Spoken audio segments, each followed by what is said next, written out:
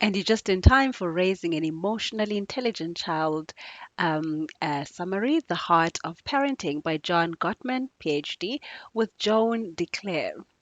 Now, raising a child with intelligence that comes from the heart. Okay, now this is where this book is quite unique. It teaches how you can raise a child with a kind of intelligence that comes from the heart, emotional intelligence. And the contents of this book, there is emotion coaching, the key to raising emotionally intelligent kids, as well as assessing your parenting style, quite important, as well as the 5 key steps for emotion coaching strategies, marriage, divorce, and your child's emotional health, the father's crucial role, as well as emotion coaching as your child grows.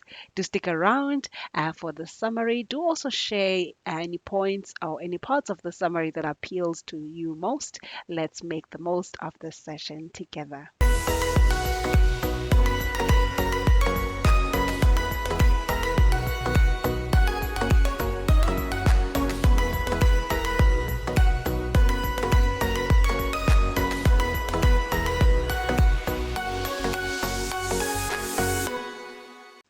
Chapter 1 talks about emotion coaching, the key to raising emotionally intelligent kids. Now, you're going to be hearing a lot about this emotion coaching. It is mentioned that good parenting requires more than intellect. It's not just about what you know, it's not just about, what you've read in a book, okay? There's actually a lot more that's required. It touches a dimension of the personality that's been ignored in much of the advice dispensed to parents. So it's not again just about what you say and saying the right words, but sometimes even what you don't say, can make a huge and even more of a difference when it comes to the recipient. In this case, the kid. So good parenting, whether we like it or not, involves emotions. Okay, we need to be emotionally aware. We need to teach, and groom people to be emotionally aware of their own emotions. And so it becomes quite important that we learn and practice emotion coaching. So researchers have found that even more than IQ, your emotional awareness and ability to handle feelings will determine your success and happiness in all walks of life, including family relationships. So once again, the CV that's in your resume, or like the qualifications that's in your resume or in your curriculum vitae, they're quite important. They can get you that job, but emotional intelligence can help to keep you in that job and help to advance you in that job to even higher positions, raising up the corporate ladder, and not just in that area, in even your relationships, in whatever that you're doing, and even in your role as a parent. So for parents, this quality means being aware of your children's feelings, being aware of what goes on, in their day to day, emotion wise, and being able to empathize, being able to soothe and to guide them. Okay, so knowing what to say, when to say it, and even how you embrace, them, and even how and when you are silent, can all impact into your emotion coaching. So studies have been conducted which presented that most parents fall into one of two broad categories. Mainly, number one, those who give their kids, the guidance that's needed about emotion, and their emotional standpoint, and those who don't. So in other words, there are two categories, namely the emotion coaching parents and parents that don't coach for emotions. So, from the non emotion coaching parents are again 5 different types of parents that we find, or 5 different types of flaws that they can fall into. So, number one, you get the dismissing parents. Now, these ones will be the parents that disregard or even ignore their kids. Their child comes and shares what they've been through, shares, what is hurting them. Sometimes is even crying, but the parent dismisses this. No, no, it's okay. Why are you feeling that like this? You shouldn't be feeling like this. This is so trivial. This is so small, right? So they dismiss whatever the child is going through. And then you get the second type, which is the disapproving parents. These ones are very critical, even harsh, right? Overly demanding of their children, right? And, it can be quite hard for kids to tolerate or deal with that kind of a parent as well. So when kids have got negative feelings or, those soft and tender emotions, these kind of parents don't really know how to address them. And then you also get the laissez-faire parents. Now, these ones will accept their children's emotions and will empathize with them, but will fail to offer guidance, or set the necessary limits or boundaries so children know what behaviors are acceptable and which behaviors are not acceptable. So, at first glance, in fact, an emotion coaching parent may seem like a dismissing parent, right? Because, they're able to shift the focus of what the child is experiencing. They're able to shift it to something else, something, more fulfilling, something more beneficial, something more useful, okay? Or even necessary at the time. But the emotion coaching parent will also acknowledge the child's feelings, will also help the child to name their feelings, right? This is what you're going through.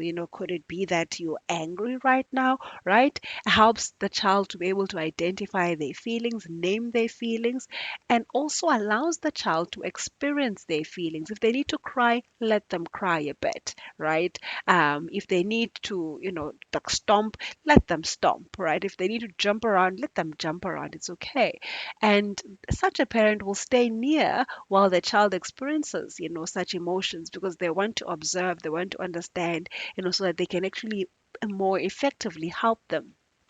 And unlike a laissez-faire parent, an emotion coaching parent will also set boundaries, right? So, yes, they can empathize, yes, they can hear a child, but they will also set the boundary, right? Okay, this is where, you've got to cut it. Yes, you can do this, but up until here, right? A child should know those boundaries and should respect those boundaries, regardless of what they're feeling. But those boundaries also need to be expressed to them in a manner that is understood by them as well.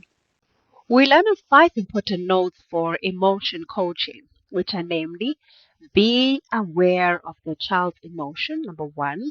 Also recognize the emotion as an opportunity for intimacy, for interaction, as well as teaching the child. And number three, listen empathetically. Validate your child's feelings. Okay, don't make them feel as if whatever they're feeling, is not real. It is real to them. Okay, it needs to be validated. It needs to be recognized. It needs to be labeled. Okay. And number four, listen. Yes, listen empathetically, validate the child's feelings. Um, Help the child find words to label the emotion that they are having. Okay, so in some cases, they're feeling in a certain way, but they don't know what to call it. That is where you come in with the accurate and correct vocabulary, to help them explain that they're actually feeling disappointment right now. They're actually feeling lonely right now. They're feeling frustrated right now. Okay, so they're feeling embarrassed right now. So just to help them identify their own feelings as well. Number five, also set limits while exploring strategies to solve the problem in hand. Okay, so they should, from an early age, understand that there will be those boundaries that need to be respected. There are limits that are in place, and they should be, understood, right? And they will always be there. So we might as well, learn to adapt to them early on. So, pros and cons, right? The former generation didn't really set an ideal example of emotion coaching. And so sometimes we find that the very parents grow into, or had lacked that emotional awareness and they had to learn it in other ways. And so, as we grow into such awareness, we need to grow emotionally aware and groom our kids to be, emotionally aware as well. So, yes, that is the first section. And we move on to the next chapter, which talks about assessing your parenting style.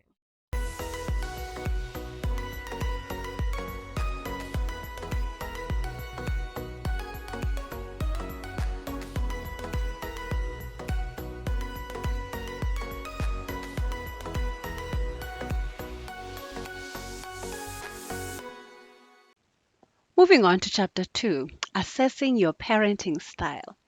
Now, in this chapter, there are actually quizzes that you can actually follow to assess your own parenting style. It can be quite an eye opener, right, for you to discover if whether or not you are a dismissing parent, you are a disapproving parent, a laissez-faire parent, or the ideal emotion coaching parent.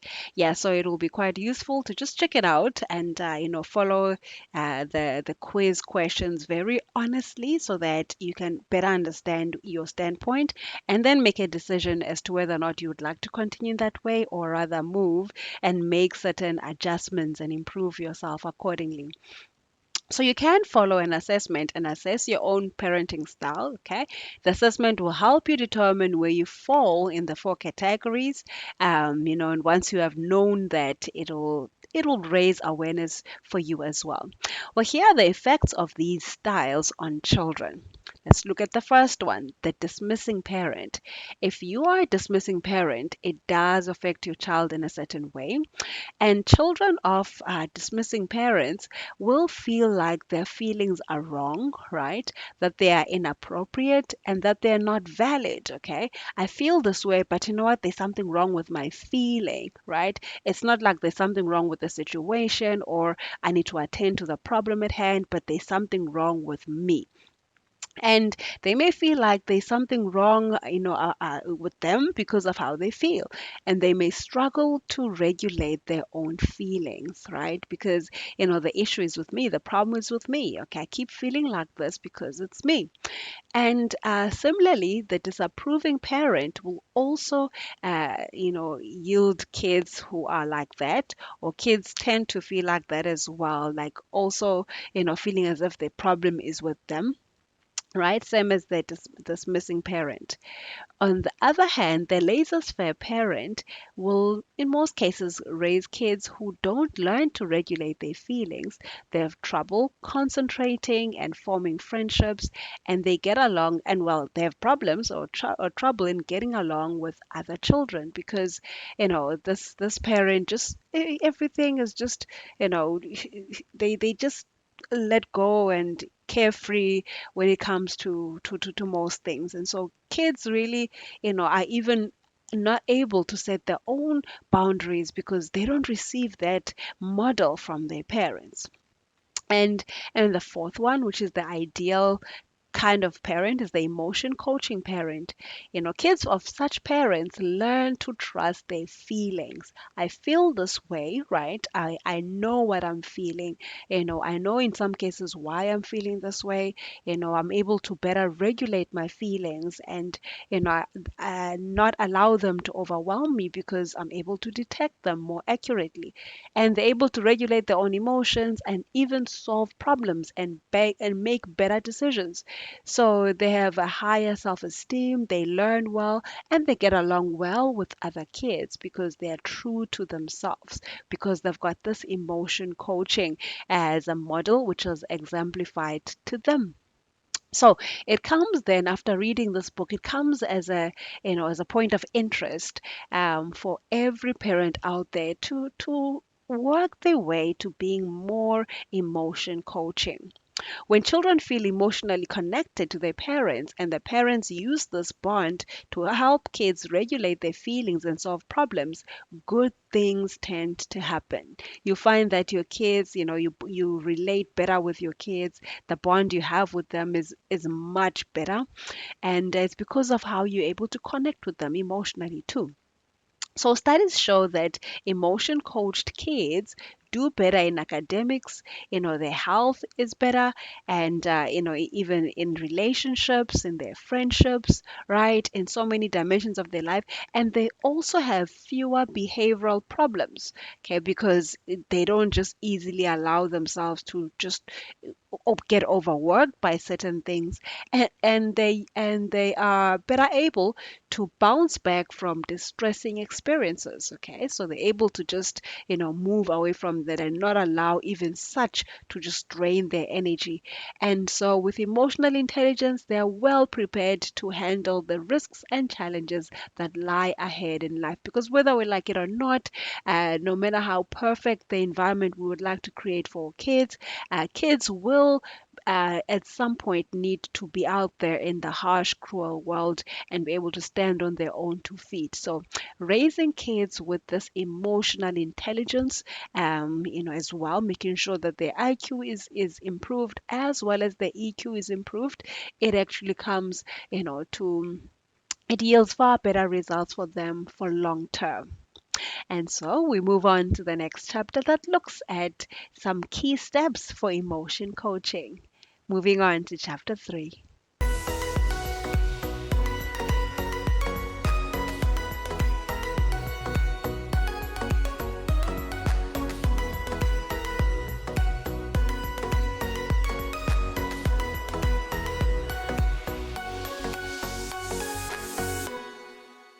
So, chapter 3, the 5 key steps for emotion coaching. Okay, so step 1, you need to be aware of the child's emotions. So, awareness is super, super important. You need to know where you're starting off with your kids, how emotionally aware are they, and, how aware are they of their own emotions, and how you can help them to move from that starting point, to the next point. So, step 1, you need to be aware, or of their emotions. So for example, for parents to feel what their children are feeling, they must be aware of emotions, first in themselves and then in their kids. So there's no way you would lead or groom emotionally intelligent kids if you yourself don't have that emotional intelligence. So you need to start by having your own emotional intelligence. You need to start by being emotionally aware yourself, and then once you are, you're able to reflect that, or use that in your form of parenting. By the way, research shows that people can be emotionally aware and well equipped without being highly expressive. It doesn't mean you need to be this extra, emotional person. No, you can still be yourself, but you can conduct yourself in a manner that is emotionally, sensitive, if you can call it that. So, again, you don't have to be highly expressive, and you don't have to feel as if you are losing control. You don't have to feel as if you are animated. You're not yourself. No, become yourself. Continue to be yourself. Emotional intelligence simply means that you recognize when you are feeling an emotion, that you can identify your feelings, and you are sensitive to the presence of emotions in other people. So you need to know your own emotions.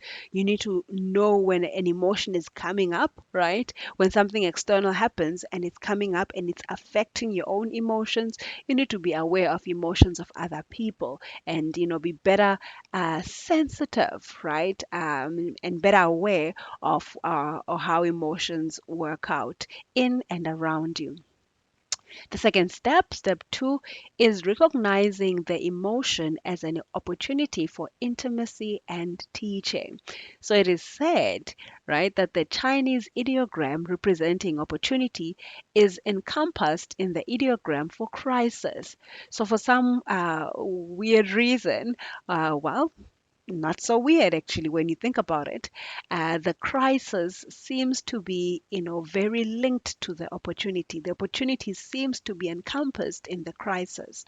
So it is argued that there is correlation between the two concepts, that where there is crisis could be an area of opportunity. So as parents, we should use moments of crisis, to our best benefit, right? Or to their best benefit. It shouldn't be manipulative.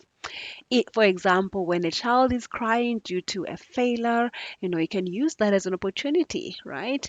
For the perfect time for bonding and emotional coaching. Help them to assess what happened, help them to learn from that failure. They're already vulnerable, but how are you going to address that situation? In fact, how you address it will affect the kid for long term as well. So, step 3 is listening empathetically and validating the child's feelings. Okay, so whatever the child is feeling, it's important that they understand and know that it is valid. It is okay to feel, sad when this has happened. It is okay to feel angry when this has happened. It doesn't mean that, I'm abnormal for feeling this way, but what is even more important is how I handle the feelings or the emotions.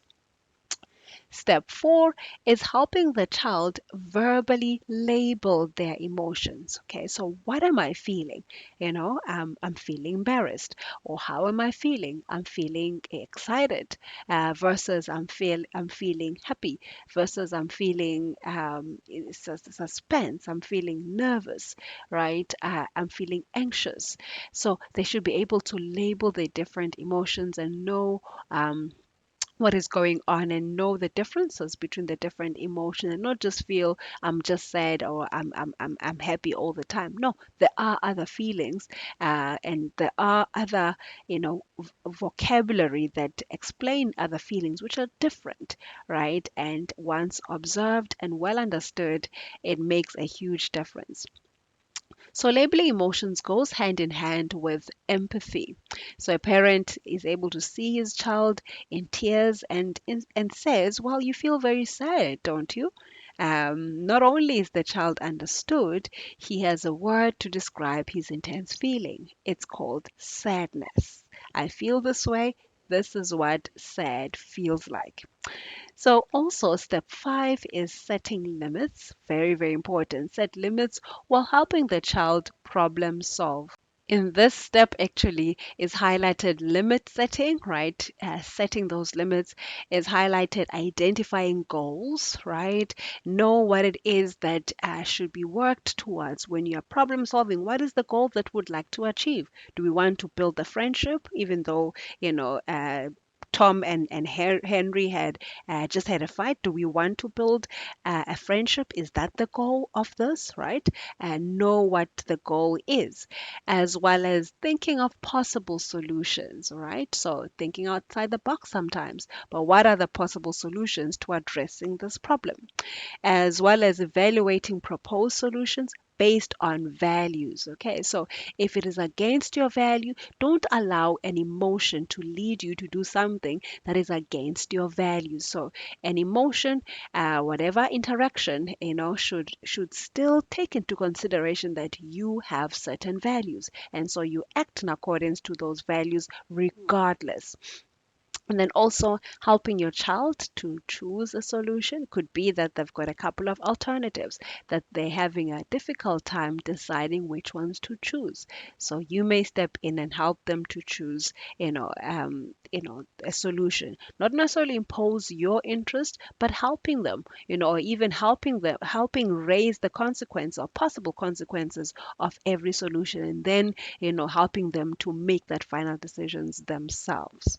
So ideally, they should solve their own problems. And in fact, when you allow them, to go through this five step process, and each and every time they're able to see how you handle certain problems, how you deal with conflict, how it still doesn't take away from your values. And next time when they're making their own decisions, they're able to follow that same, can I call it a formula? Yeah, and so soon enough you'll see how kids solve their own problems, but using, the right tools or following the right steps and ensuring that they make the right decisions themselves.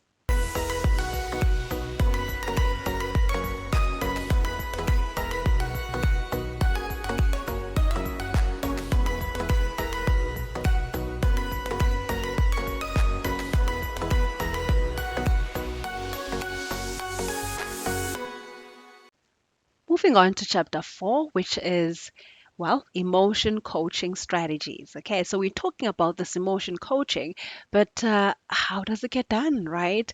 How can we assist someone who says, you know what, I genuinely would like to move from being the dismissive parent or the disapproving parent, the laissez-faire parent, and I'd like to be an emotional coaching parent, but how can I get this done? So, some points that are highlighted in this chapter is that you should avoid excessive criticism. Okay, so humiliating comments, mocking your child, even if it appears as a joke, even if it genuinely is funny, but put yourself in their shoes and see how it affects them, right? Because again, they're not seeing it from your shoes or from your eyes. They're seeing it from themselves and their own experiences. So just take the time to consider it from their point of view. Also, use scaffolding and praise to coach your child. For example, instead of just generalizing a praise, be specific when you're giving a compliment that, you know what, you did a great job in packing your shoes today, all right? Or something more specific so that they're aware that even the small thing that they did was noted. And it's not just something that you're saying because you feel as if you should say good job, but you actually are genuine because you're able to specifically point out something which was done. So also you need to ignore your parental agenda. Hey parents, yes, parents will have their own agenda, they have their own interests, but also consider that, you know what, kids have got their own interests and agendas too. So don't try to manipulate events to your interest, right? Remember, you're trying to groom people that are going to make better decisions for themselves. So lead them to making their own decisions themselves. And also create a mental map of your child's life so that you can observe more accurately, okay, like what they're going through, different ways that they've been handling things, so you can observe even changes that they may be encountering a bit earlier on. So just be aware, be attentive. Also avoid siding with the enemy, right? In some cases the enemy could be like the teacher. When a child gives you a report of what happened in class and then the teacher did this, and then you side with the teacher, and then someone did this to them and then you side with that other person, right? Be considerate, be on the side of your child, okay? And yes, you may help them to see it from the other point of view, but don't come across as one who sides with, in this case, the enemy. Also, don't try to impose your solutions on your child's problems. Yes, we know you've got the best way to handle the problem, but allow the kid to gain their own practice. Allow the kid to find a way to solve the problem themselves. And, that way you're going to be grooming them and helping them to also grow and someday in future be able to make their own decisions, maybe as good as you will. Also, you need to empower your child by giving choices and respecting wishes. Okay, allow them to choose between the yellow dress or the blue dress. Allow them to choose between going to the park or, watching video games. Allow them to choose between doing this or doing that. Okay, so you don't have to always impose, you don't have to always force, you don't have to always tell them what they must do. Allow them to make their own choices as well as learn to respect their wishes. So share in your child's dreams also and in their fantasies, okay? If they come and they've got something that really means something to them, even if it's so small to you, share their dreams and their fantasies. Like be appreciative of what goes on in their world. And also be honest with your child. Don't have to lie to kids, all right? They deserve the truth as well. They can handle the truth, believe it or not. And in most cases, they can pick up when you are making things up. So be honest with them, and help them to also receive whatever they are going to receive. Because again, in life does not always say, you know what, this is what you're going to know. No. Sometimes you get to know things which are even above you. So how are you going to handle even that? Allow kids to learn from such experiences too.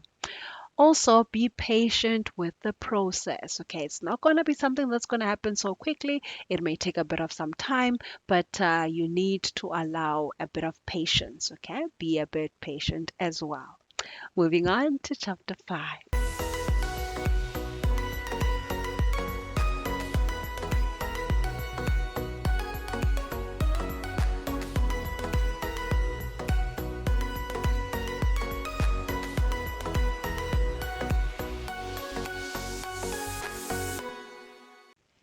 And chapter 5, marriage, divorce, and your child's emotional health. It hardly matters whether a couple is married, separated, or divorced. When a mother and father display hostility and contempt for each other, their children suffer. So, some cases you'll find that Parents will stay together for the sake of the kids, but they still mean towards each other. Such will affect the kid, the same as it will affect a kid when the parents decide to be apart and still remain hostile towards each other. So, those negative feelings, that hostility and contempt, right, for parents, it does affect kids. So, just like a tree that is affected by the quality of air and the water and the soil in its environment, the emotional health of children is determined by the quality of intimate relationships that surround them. So, you want to be aware of that. Some cases you need to really step up and be a better person for the sake of the kid. Don't have to necessarily compromise and do things that are against your values, but just step up and do what is right for the sake of the kids. And in general, when parents nurture and support each other, their children's emotional intelligence will flourish, right? So it's created that way that the parents will be there for each other, and it just sets that foundation even for kids. But also, there's hope. If you find yourself, in a situation where this is not happening, and it's already to an extent where the hostility is just much, there is hope, because when parents can be present for their children emotionally, helping them to cope with negative feelings and guiding them through periods of family stress, their children are shielded from many of the damaging effects of family turmoil. So you find yourself in the situation, and it's not about to get better soon, right? The other party is not cooperating, but you can be present for the child and shield the child, emotionally, because that is what will affect them the most. So, emotion coaching is again the only proven buffet or buffer against such deterrence effects. So, if you really parent for emotion, and become that emotion coach, emotional parent, not emotional parent, emotion coaching parent, you really will be there for your kid. It's going to help them deal with even the worst of phases in life. So staying in in an aligned marriage and divorcing can have equally harmful effects on children. And but if you emotion coach, it is going to help the kid far, far better for long term. By the way, pretending like the conflict isn't there, it doesn't help either. Okay, don't have to pretend, sugarcoat certain things, because studies show that children may benefit from witnessing certain kinds of family conflict, particularly when their parents disagree in a respectful manner. Okay, so even them witnessing how this can happen, them witnessing how it gets resolved, it is part of how they learn. Okay. So here are some helpful do's. Okay. Helpful things that you should do. Okay. And you can do. So practice emotion coaching in your home. Okay. Ensure that your home is a place where emotions are also well attended to. Avoid the four horsemen of the apocalypse, which is criticism, which is contempt, which is defensiveness, and stonewalling. Okay, so try not to live out, like carry on using these negative, negative effects or negative byproducts of whatever you're going through. Okay, so criticism, contempt, defensiveness, and stonewalling, let us stay away from these ones as parents. So, you want to manage your marital conflict. Okay, try and manage things. It does, like we keep on saying, affect kids as well. So, moving on to chapter 6, which is the father's crucial role.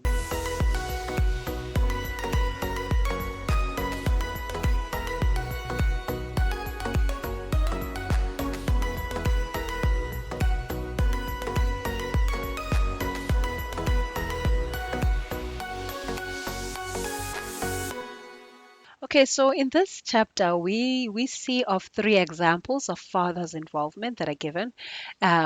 Three types of fathers arrive home and they knock at the door. The first father arrives and he starts calling his daughter. His daughter seems to be far away, and he calls his daughter to find out if she received the birthday present that he sent her. And the girl is quite happy. Yes, she received the present, but you know what? She doesn't really love dolls anymore. she's outgrown dolls, and the father missed this part. He missed this quick development transition, and now they must be in this conversation where the dad must try and make up for something, and the child honestly is not even interested in this anymore, and the father is not really reaching this child no matter how much he's tried, or how much he may have sacrificed to even get those dolls, or that doll sent to the child. But the end result, the child does not really receive the swap because, hey, they're no longer interested. We find another father who arrives home to busy kids and a wife, and one kid comes up to the father like, "Okay, Dad, can I do the times tables for you?" And the dad is like, "Okay, you know what? In a minute, I'm busy with mom. I'm busy with other things." And the more the son keeps trying, is the less interested the father really is to hearing these times tables. And even when the father ends up listening, it's only for a short period of time, because I'd rather honestly be doing other things with my time than listening to you going on with these times tables. And then you get a third kind of parent, a third kind of father, who is there, who is initiating conversation, who is asking questions with details, who knows the names of his kids' friends, who knows what they did on the Saturday, who knows what activity went on, who's actually involved. And so we look at this, and we actually look at how the impact is made with these three types of involvement from fathers. And so research shows that a father's influence has staying power. Kids whose dads were present and involved in their care when they were, 5 and even younger, they grow up to be more empathetic, to be more compassionate adults than those whose dads were absent in their lives. So children do need fathers, eh? Like, very, very important. Children do need fathers, but also not just any kind of fathers. They need fathers who are emotionally present, fathers who will validate them, fathers who are able to offer comfort in times of distress, basically emotion coaching fathers. So, dear fathers, it is quite important that you get involved in your child's care from pregnancy, on, as well as stay tuned into your child's everyday need as he or she grows, to also strike a balance between work life and home life, and to stay involved in your child's life despite your marital status. So, regardless of what is going on between you and their mom, it is important that fathers, you make it a priority to get involved in your child's lives. Your child's lives will be highly affected by that decision, and how you keep to that as a commitment. And moving on to the last chapter, which is emotion coaching as your child grows.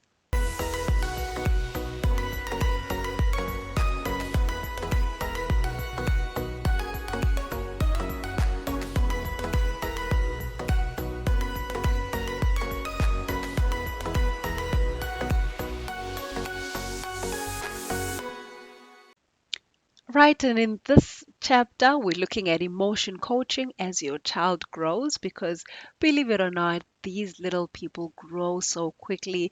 They grow in physique, they grow in stature, but also they grow in interest, they grow in fears and in competencies.